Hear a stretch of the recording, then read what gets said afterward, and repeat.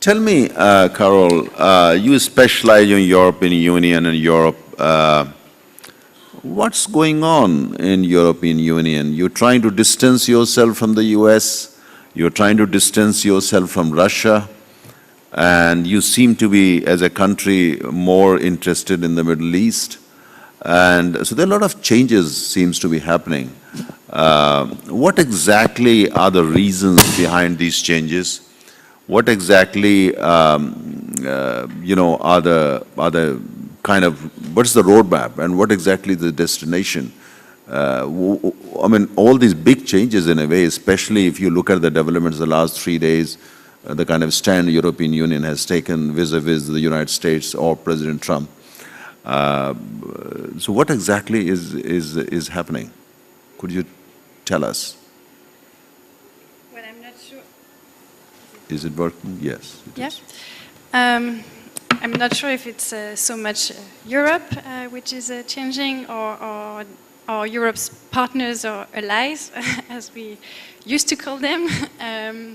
Of course, the major change came from the US, and it's probably the US that are isolating themselves from the rest of the world, I think so. So perhaps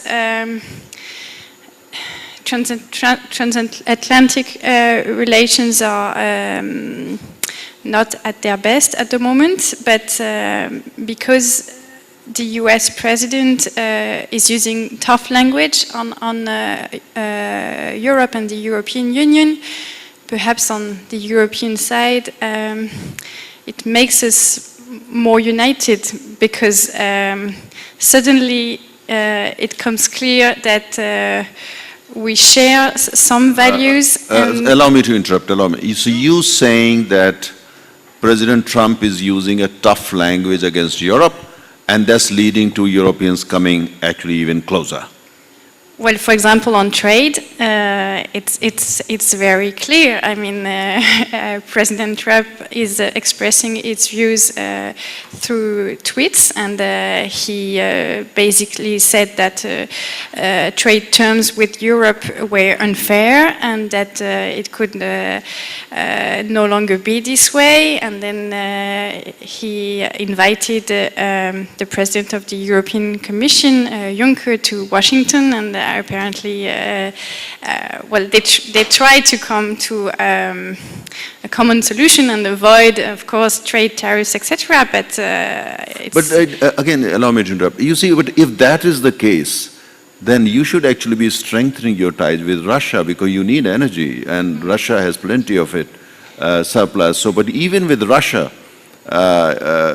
you see a lot of mist and a lot of kind of winter between European Union and Russia? Well, of course, because the US is perhaps the most recent change, but there are also changes, or at least disturbing events on our eastern side and border. And of course, all of you remember Crimea annexation and the war in Ukraine, and still going on in Donbass.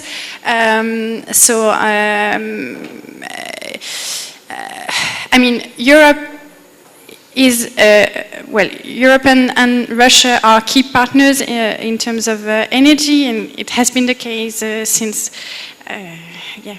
let's say,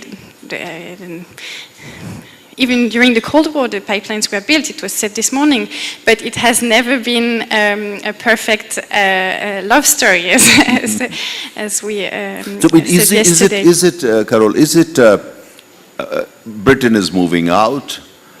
Turkey has a different opinion in the sense, well, not exactly EU, but Turkey is an important part of Europe, and in a way. And but it seems that European Union is actually internally falling apart. There are many people within Europe, they don't want to be, they don't believe in the European Union anymore. And many of them are now in parliaments of respective countries, in your country, in Sweden recently, in Italy, and in Germany we have seen. So is that kind of, narrative that, oh, it's President Trump, but actually this being done in order to consolidate European forces. So President Trump is just an excuse.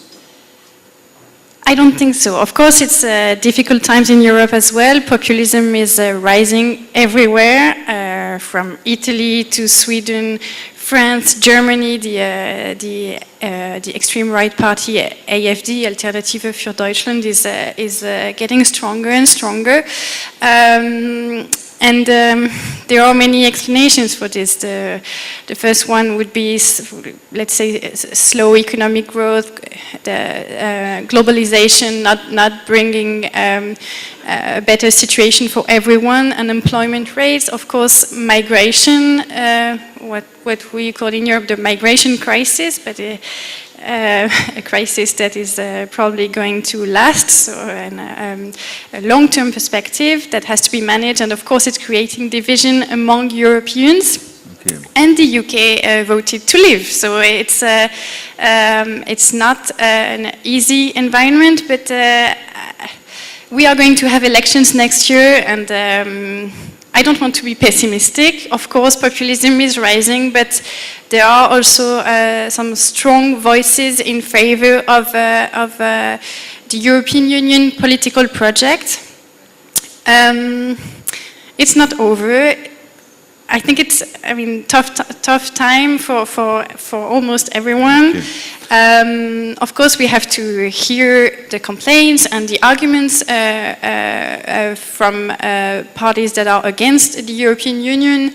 The project has to be renewed, but at the same time, it's also an opportunity to think of what makes us united. External threats are important. Strategic interests, but also our industrial interests are the same. So let's see. I'm not sure. Let me ask you the last question. In your eyes, your personal eyes, who is doing a better job? Your president or German Chancellor?